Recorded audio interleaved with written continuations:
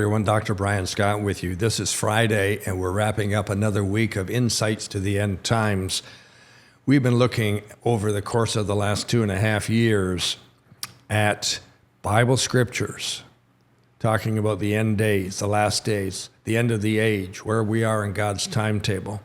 We've also been looking at what's going on in the world, which basically define that we're in the last days and show us that we're in the last days. In fact, the world has a doomsday clock, and that clock is to tell us how close we are to the end. And for the longest time, it's been somewhere in the 90 seconds to the end. I think we're under a minute now to the end of the time, of the age. And all of this is biblical because as we get closer to the end, we're going to head into the 7 years of tribulation that wrap up the life on the earth as we know it. This will be when the Antichrist is in control, or he purports to be in control of a good portion of the earth. And he will bring evil and wickedness like you've never, ever imagined. In fact, you couldn't find the definition of his evil or wickedness in the dictionary because they haven't created the words for it yet. But at the same time, God's pouring out his wrath on the earth because the 7 years of tribulation is for God to cleanse the earth of the evil and the sin, to prepare it for the rule and reign of Jesus Christ for 1,000 years. He comes back for the Battle of Armageddon. I'm sure you've heard that term. Some people think we may have already experienced it. Others think we're already in the tribulation. Well, the point of the matter is this.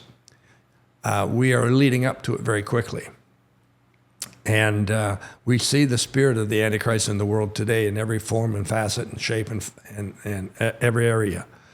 We see what's going to happen at the Battle of Armageddon. Things are going to be, it's going to be changed. Everything's going to be changed because Jesus is rising up. Well, in Paul's writing to Timothy, he said two things that really stand out. His two books, you should study both, Timothy's, 1st and 2nd. They're outstanding records of what's going on in the world, especially today. But in 1 Timothy chapter 4, verse 1, Paul made this statement to Timothy. He said, in these latter days, in these latter times, you're going to see some, I'm adding the word believers, some believers who will depart from the faith. They will pay attention to or give heed to deceiving spirits, which are demonic, seducing spirits, which are demonic, and doctrines of demons, and that's demonic. So they're going to pay attention to a lot of delusional thinking, deceptive thinking, seductive thinking, et cetera, et cetera. We're seeing that everywhere. We're just seeing it absolutely everywhere. We've seen the style of life change, and the world is shifting and changing and moving towards a much unrighteous world than it's ever been before. Jesus spoke of it in Matthew 24. He said, as it was in the days of Noah, so shall it be just before I'm coming. And in the days of Noah, Genesis 6 defines that as evil days, wicked days, confused days, and every intent of the heart was evil. So man's heart was tainted. We get to 2 Timothy chapter 3, verse 1, and Paul says, in the last days, better know this, Timothy, perilous times are coming. Perilous means exceedingly dangerous, like exceedingly dangerous. And then he goes on to define some of the symptoms or signs of that or the perils of that. We've been studying them one by one. We've really been expanding them to pick up as much as we can from what's happening in the world to show us, hey, this is what we're living in right now. This isn't normal, folks. This isn't normal. This is what the world is falling into. So today we're in chapter 3, 2 Timothy, chapter 3, verse 3, and we're at the very last of the signs in that verse. It's despisers of good. Amen. The verse reads, unloving, we covered that. Unforgiving, we've looked at that. Slanderous, we've studied that. Without self-control, we know people like that. Brutal, we're seeing that everywhere in the world today. And then despisers of good. So let me read a definition to you that I've pulled together, because all of these terms that Paul's using are from a Greek source, a Greek word, and have been translated into English, but the original Greek meaning is usually much more expansive than the Canadian or the American or the English translation. So in this particular verse, the word despisers only appears this one time. It's an unusual and it's a rarely used word.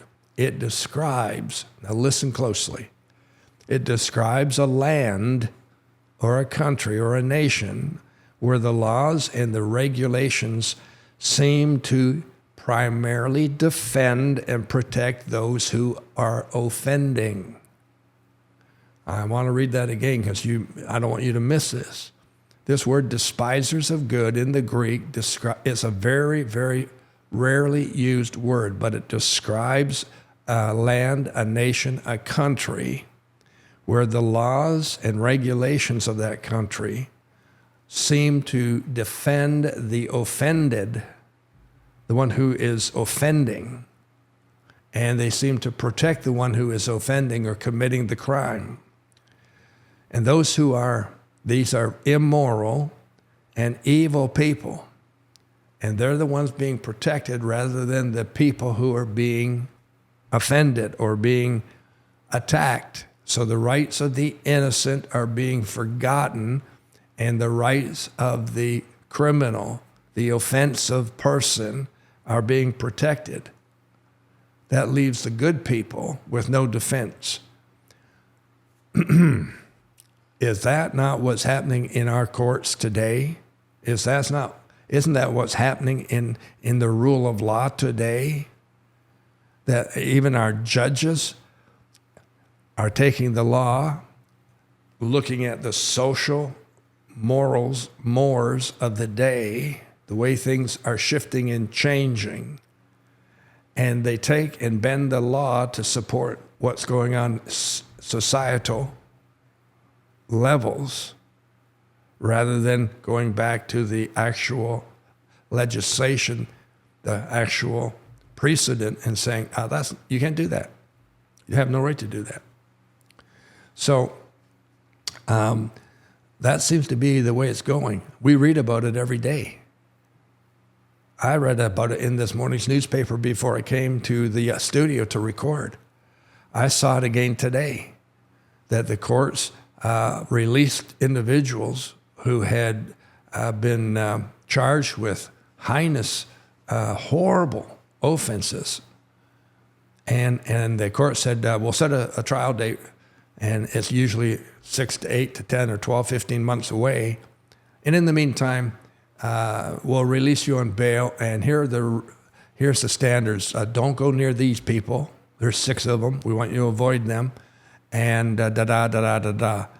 And that's like telling a kid, you can't do this. And what do they do within 10 minutes? They do that very thing.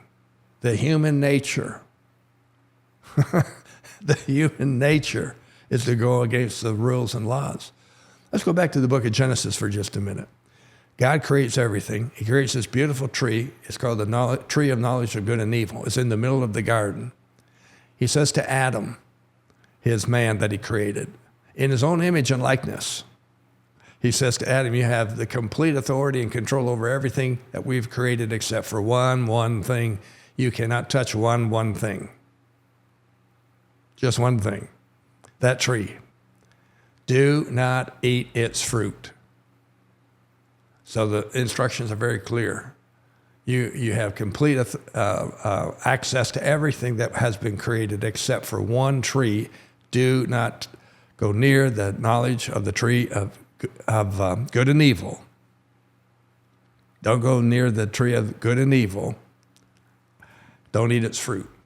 So what exactly occurs? And that's in chapter 2 and chapter 3, the first couple of verses. What occurs? The serpent comes along to Eve and says, that's not what God meant. That's not what the law meant. That's not what the rules mean. That's not what the government's rules mean. Here's what it means. And he tricks her. He seduces her. He deceives her into eating the fruit. She gives it to Adam. He eats the fruit, and the whole thing falls apart. And what's the beauty of creation is now tainted by one 3-letter word called sin, S-I-N. because they violated the law. That's what's going on. Despisers of good means in the land, the nation, or the country, the laws and the regulations are no longer abided by, but they are applied in a fashion to protect and defend those who are offending and breaking them, who are immoral and evil, rather than protecting the innocent good people. And so the good people are left without a defense. We're seeing this, as I said, all the time. And we used to have a law system, a legal system that said you are innocent until we can prove you guilty. You are innocent until we can prove you guilty. And we have to do that beyond a reasonable doubt. Now, think about it.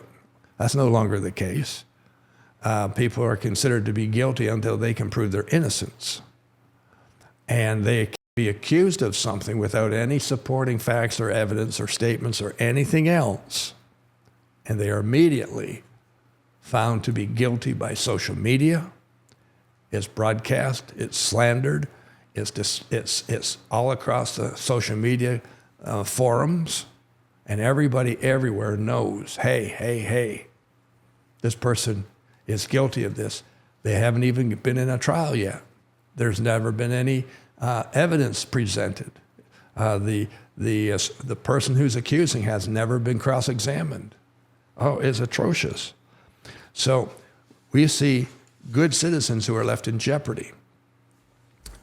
Our courts, it seems, are becoming more and more confused when it comes to things of a moral and ethical nature. We no longer seem to be able to distinguish between what's right and what's wrong. These things that I'm speaking about all fall under the category of despisers of good. Now, when you see that and read that in the 2 Timothy,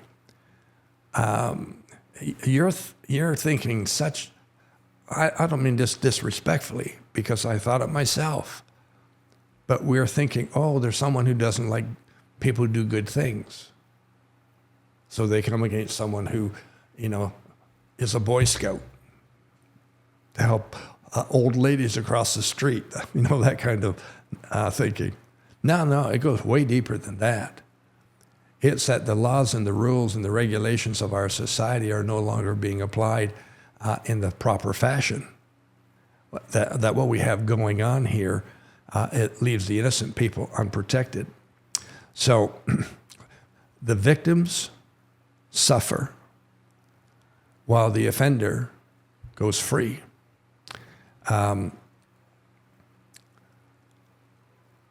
It's not difficult anymore to get someone off a charge. The lawyers, especially in the realm of criminal law, have become very, very adept at being able to get their clients freed from charges that have gone on.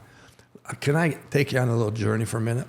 My wife, we've been married a lot of years. We got married in university. I think, if I recall correctly, we just celebrated 51 years of a marriage. She studied to become a teacher. Her dad was a teacher. Her mom was a teacher. Her sister was a teacher. She studied to become a teacher. And she not only obtained her bachelor degree from university, but she obtained 2 degrees in education, a bachelor's degree and a master's degree in education. She was a primary grade teacher for many years. That's the junior grades 1, 2, 3, 4, that type of thing. So she was teaching the very youngest kids all the early standards that they should have for life. She homeschooled our own kids for many years. And then she felt compelled to open a private school with very high standards, educational, moral, ethical standards, Christian standards. She was the principal and the founder of that school. It had an 11 or 12-year existence, and it was one of the best and strongest schools in our city. Now, in that 11 or 12-year period that it existed, she saw such a change in the attitude of the parents and such very strong support to begin with from the parents to middling support later on. But she also saw in the educational system that we went in our province of Ontario, and probably more far spread than that. We went from promoting kids because they had passed and obtained the grades to be promoted to the next level, the next grade. We went from that to, oh, we don't want to hurt little Johnny's feelings. We don't want to hurt little Mary's self-esteem. We want them to have a good feeling about themselves. So we don't want to use the word failure. We want to promote them no matter what. And as they go on, they'll get a hold of things and everything will turn out all right. So we started to see in the school system that kids were being promoted who could not read or write or do anything of that nature. They didn't, in the old system, they would not have passed. They would have failed. But in the new system, we are more concerned with their self-esteem and their self-values and their self-awareness and their self-worth. We don't want to hold them back because they can't spell the word, Mississippi. Anyways, what I'm getting at is we removed responsibility from children. They no longer had to be responsible for anything. They could just float down the river and everything would be fine. That, to me, seems to be what's happened in our society, that no one takes responsibility anymore. Everyone just floats down the river. So if you happen to offend someone or commit a crime or do something that's against the law, oh, I know you didn't mean it, so we'll just give you a little slap on the hand and we'll let you go. Well, in the early stages of that, that's pretty minor and benign, but folks, cancer starts off as a very small little, destruction of a cell, but it grows into a major one, and it causes a lot of people to go through horrible, horrible issues. And finally, they end up losing that fight and they die. That's what's happened to our society. Our society has changed. Standards no longer exist the way they used to. Anything goes, and you can say anything you want to, and I can't say anything against you because if I do, I'm discriminating against you. Oh my gracious, I'm the one who gets punished for asking you to be polite, etc., etc. When I was a lawyer practicing, I went to close a real estate deal one day, and the lawyer that I was working with was someone I had known for many years. And we were fairly good acquaintances. I wouldn't say we're necessarily friends, but good acquaintances. And we're standing side by side at the registrar's desk, exchanging all the paperwork that's necessary in a home real estate transaction. And this lawyer just continued to swear all the way through the exchange of things. And I found it offensive. Now, this is back in the early 1980s, I would say. So I turned to him, I asked him the question, how many years of university training have you had? He said, what do you mean? I said, well, how many years? He said, well, law school is 3 years, and then we have to go through articles is a year, and we have to go to the bar admin course, that's a year, roughly speaking, and then university is either 3 or 4 years. So I got 7 years. I said, with someone with 7 years of higher education, that's the best you can speak? Like you don't know any other words than swear words? That's the best you can speak? You should be ashamed of yourself. He turned to me and said, I am sorry. I did not know I was doing that. I apologize to you. And from that time on, over the next 15 years of our working together, I never, ever heard him use a bad word again. Do you think I could get away with that today? I would be discriminating. I would be up on charges of some description under the Human Rights Code or something. It's just amazing to me, unbelievable to me. We don't want to hurt a person's feelings. So we've got all kinds of things going on in our society today that the government has shifted and changed and moved us away from things, and they have created rules and laws that violate their own previous rules and laws. So now, where do we stand? We don't even know anymore. Can we say this? Can we say that? Can we do this? Can we do that?